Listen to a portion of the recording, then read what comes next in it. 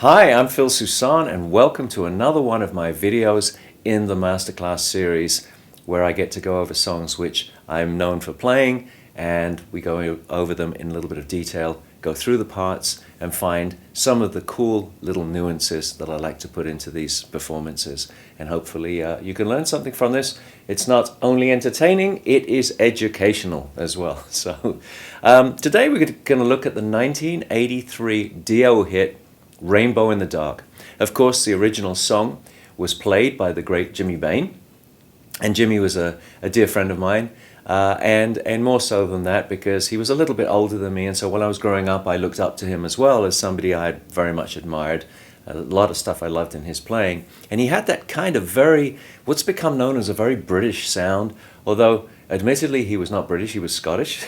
So, but he definitely had this kind of train trucking along kind of signature sound that a lot of people want to know how to play. So hopefully we'll shed a little bit of light on that.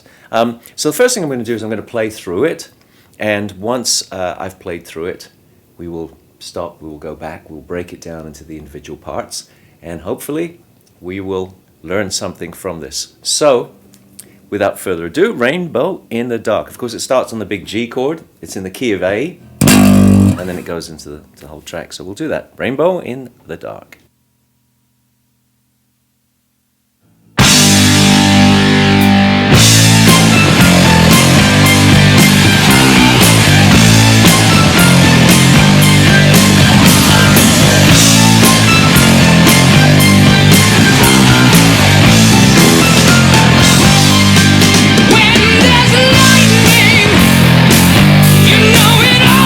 Brings me down.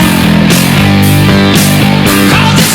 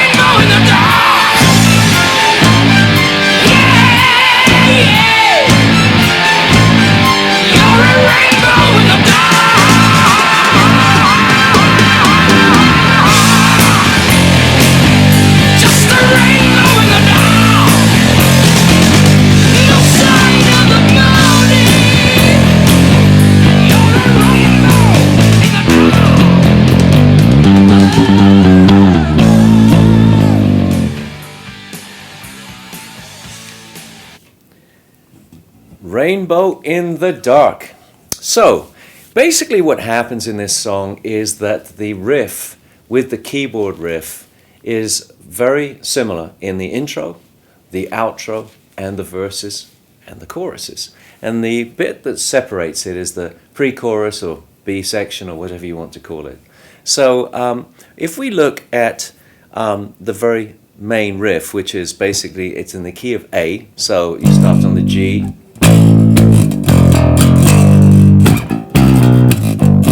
that's basically the riff. Now, sometimes people will come up to me and say, hey, see if you recognize this, and they'll play something along the lines of this.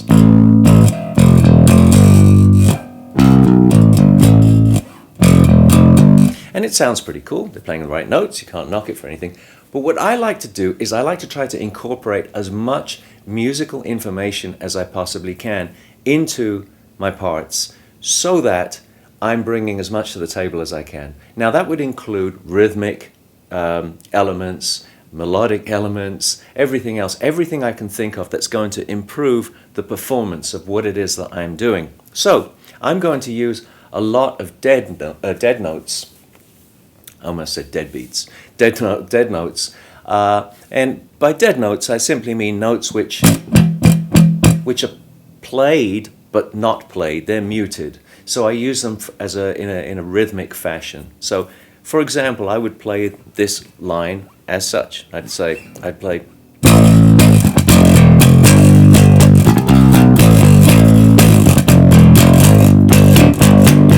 And you can hear there's a lot of rhythm in there, but when I play it like that, it really is bringing the song across. So if you break it down a little bit.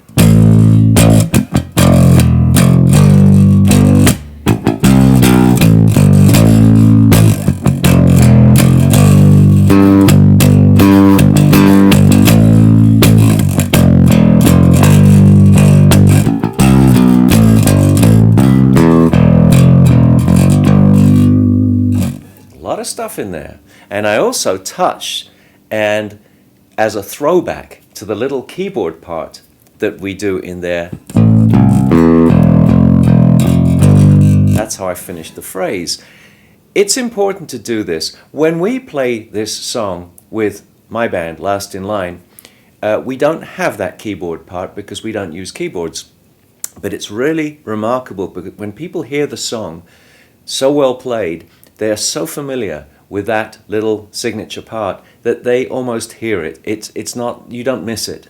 And I almost hear it playing it as well. So it's almost, it's sort of implied. So, but even though you don't hear it, you know it's there. So it's very important to bring all of those other parts together to give you the whole feel of the original song.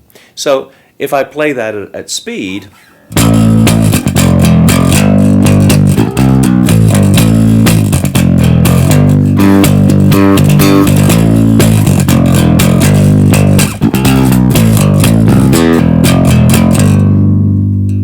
now, the verses are the same, and the verses have a 4-phrase structure. So just like I played there were 4 phrases. At the end, I like to follow what Vinny does on the drums. He always does this fill. So at the end of that, I'll match it with this little high part.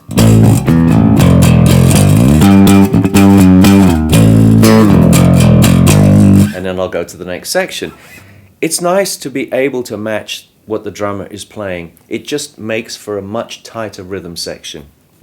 And another little nuance, I don't know if you noticed what I just did there. I played the octave, the A, and then the octave, but I slid the high octave down to take me to the F. So I could go. I want another note in between.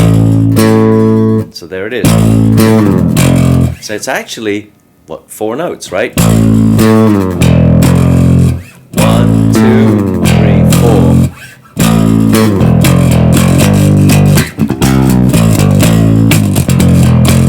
It's really nice to be able to add that rhythmic element to everything and have some activity, some motion that's going on. The next very important fill takes us into the pre-chorus. And it's something that Vinny always does on his drums, and I always want to match it. And it's a little figure, it goes like this. So we're going from the riff to the E. So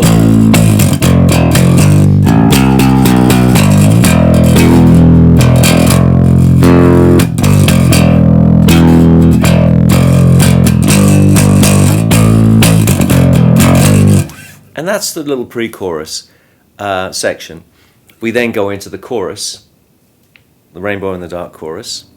And what happens here, if we go through the structure of the song, so we have the intro, we have a verse, we have that little pre-chorus, we get into 2 lines of that chorus, and then we go back to the next verse. And the next verse also, we go through with a pre-chorus, we go through to the chorus, and then we get into the solo. Now when we get into the solo, we want to add a lot more melody to it, a lot more movement to it. Jimmy probably moves a lot more than I do. I like to do some of these rhythmic things, and he would always play those melodic lines. But in the solo, I like to do a little bit more of the melody, so it sits underneath what Vivian's playing as well, and we add more to the performance so that we are able to really bring as much flavor to the rendition of the song as we possibly can. It's all in the details, especially if you're playing in a 3-piece band. That's very, very important. So there really are a lot of these stabs that happen all the time, and you could play them just straight, of course. I like to put a little bit of a slide into them. It adds a little bit of texture. It's very, very important as well where you place these things. Nothing destroys bass parts more than a bass player who plays on top of the beat, who plays a little bit ahead. I want to hear the click of the kick drum right before my note comes out. So I'm actually playing a little bit behind the kick drum, if that makes any sense. So I'm sort of being very pulled back. And it's a difficult thing to learn. And while we're on the subject of feel, I get a lot of clues as to the type of feel depending on where I hear my emphasis in the drums.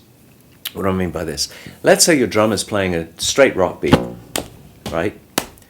And for most rock, you're kind of looking at the accents on being on the 1 and the 3. 1, 2,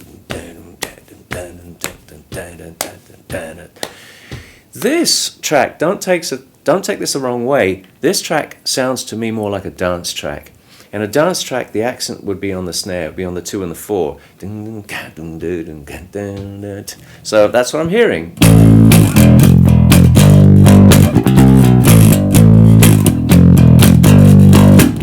And it has that kind of dance groove to it. Maybe that's what makes a song like this cross over into the sort of commercial realm and be the hit that it was. So these things are very, very important. After all these slides and everything, of course, we get into the last verse. This song does have a 3rd verse after the solo. And from there, we go back to the intro, and there's a fade out. There's some ad-libs. Normally, when we play this live, we have a hard ending, so we land on the G. Andrew will sing some ad-libs, like a rainbow in the dark. Build on the A. Boom. Thank you, good night. And that's pretty much what we do with this song. Very simple, straightforward, but lots of little nuances and stuff to learn. I hope you found this interesting. I hope, like I said, you found it educational. And if you like this, please subscribe to my YouTube channel, Phil Soussan Official.